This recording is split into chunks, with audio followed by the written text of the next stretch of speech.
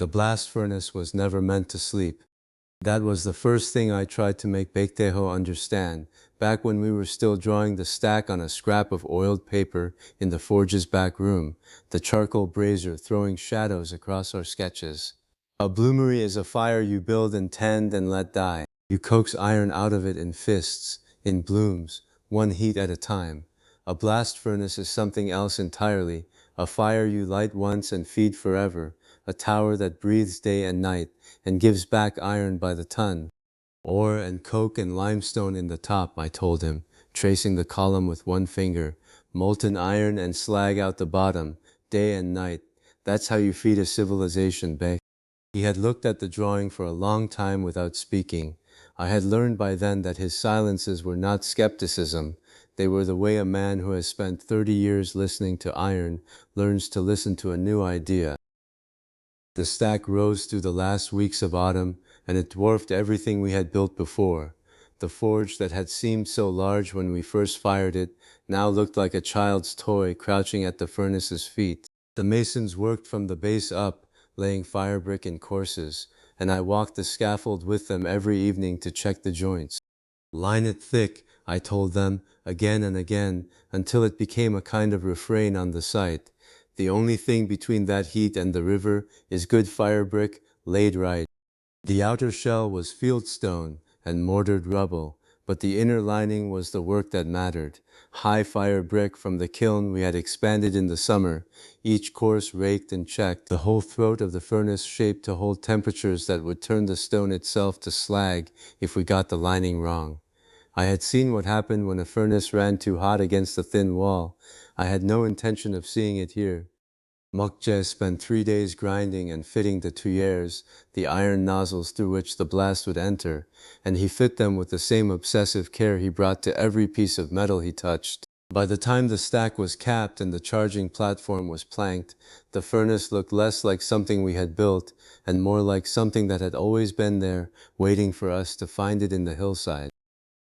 The burden, the charge we would feed into the throat, had to be right before the first firing.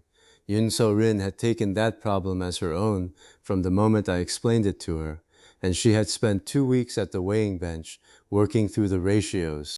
Ore, coke, limestone. The ore carried the iron and the impurities both. The coke was the fuel and the reducing agent, stripping oxygen from the iron oxides as the heat climbed. The limestone was the flux, binding the gangue and the ash into slag that would float above the iron and pour off separately. The proportions were not arbitrary. They were a question the furnace would answer with the quality of its iron, but only if you asked the same question the same way every time.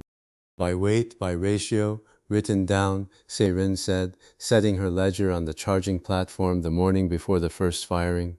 She had measured out the trial burden herself, basket by basket, and recorded every figure in her close, careful script. The furnace will teach us the recipe, but only if we feed it the same question every time. She was right, and she knew she was right, and she said it anyway, because that was how she worked, not from pride but from the conviction that the thing needed to be said aloud, recorded, witnessed. I had come to rely on that quality in her. It was the difference between a measurement and a record, and the record was what survived. The water wheel had been turning since the river rose with the autumn rains, and the great blower bellows it drove, double-acting, valved, built over the course of the summer, from seasoned timber and dressed leather, were ready. The blast system was the furnace's lungs. Without forced air, the fire in a stack that tall would choke on its own gases before it reached iron-making temperature. The wheel gave us the river's patience, translated into pressure, translated into heat. I stood on the charging platform the morning of the first firing and looked down at the water wheel churning in its race, the drive shaft turning, the cams lifting and releasing the bellows arms in their slow, relentless rhythm, water and air and fire, all pulling together. The furnace would breathe because the river never stopped breathing for it. Doh Gwang had been on the site since before dawn. He was a quiet man, the safety master, not given to speeches, but he had spent the previous week marking out the safety line, a row of driven stakes and rope, set at a distance he had calculated from the furnace's volume and the worst failure mode he could imagine, and he had briefed every person on the crew about what lay behind it and what lay in front of it.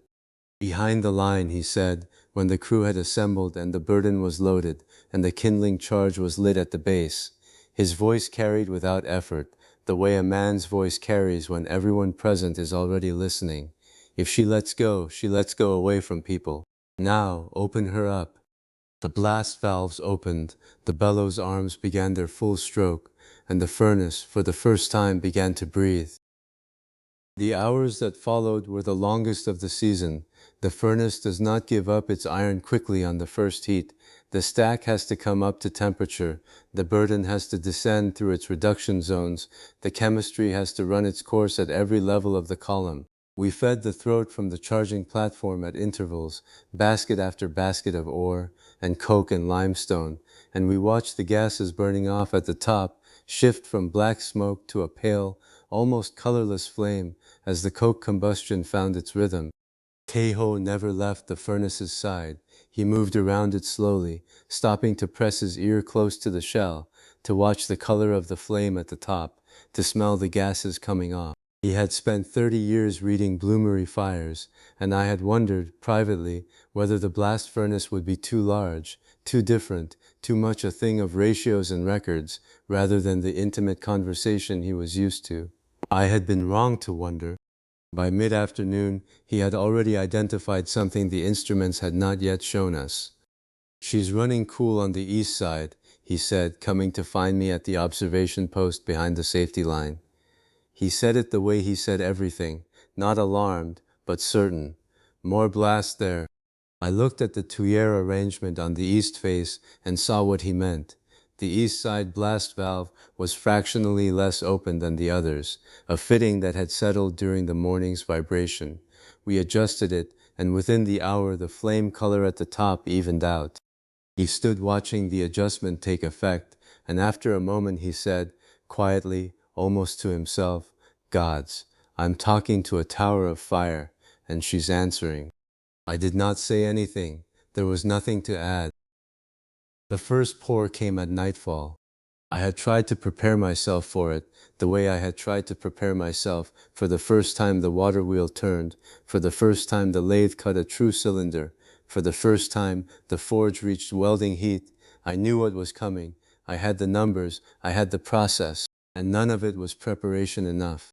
The taphole plug, a cone of fire clay rammed into the iron notch at the furnace's base, was knocked out with a long iron bar, and the molten iron came. It came as light before it came as anything else.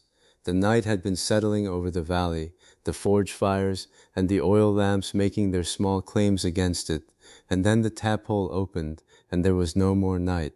The iron ran in a river down the sand-cast channel we had prepared, and it was the color of the sun at the moment before it clears the horizon, not yellow, not orange, but a white that shaded into every warm color at once, and the heat came off it in a wave that you felt in your chest before you felt it on your skin. Mokse was standing 2 steps behind the safety line, and I heard him say something under his breath. I looked at him. His face was lit gold by the pour, and his expression was not the face of a man watching a technical process succeed. It was something older than that. "It's like the sun came down the mountain," he said, "and we caught it in a ditch." The iron ran on. The channel filled. The molds at the end of the channel, the pig beds, simple depressions in rammed sand, began to fill with iron that was still moving, still alive with its own heat, rippling at the surface the way water ripples when it is poured too fast into a still vessel. Then Mokche found his full voice. "We make iron like water now." He said it to no one and everyone, turning to look at the crew behind the line, his arms out at his sides, as if he were trying to show them the size of what was happening. By the ton. Chayoung was standing beside him. She had been quiet through the whole firing, the way she was often quiet, not absent, but present in a way that did not require noise. She looked at the river of iron in the channel, and then she looked at Mokche, and her voice when she spoke was soft enough that I almost missed it under the roar of the furnace. "Remember the forge, Jay?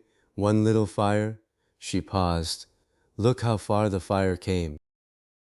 The pig beds filled. The iron cooled from white to yellow to orange to the dull red of a thing that has given up its heat but not yet its warmth. And the crew moved in, carefully, at Do Gwang's signal, to check the moles and begin the tally.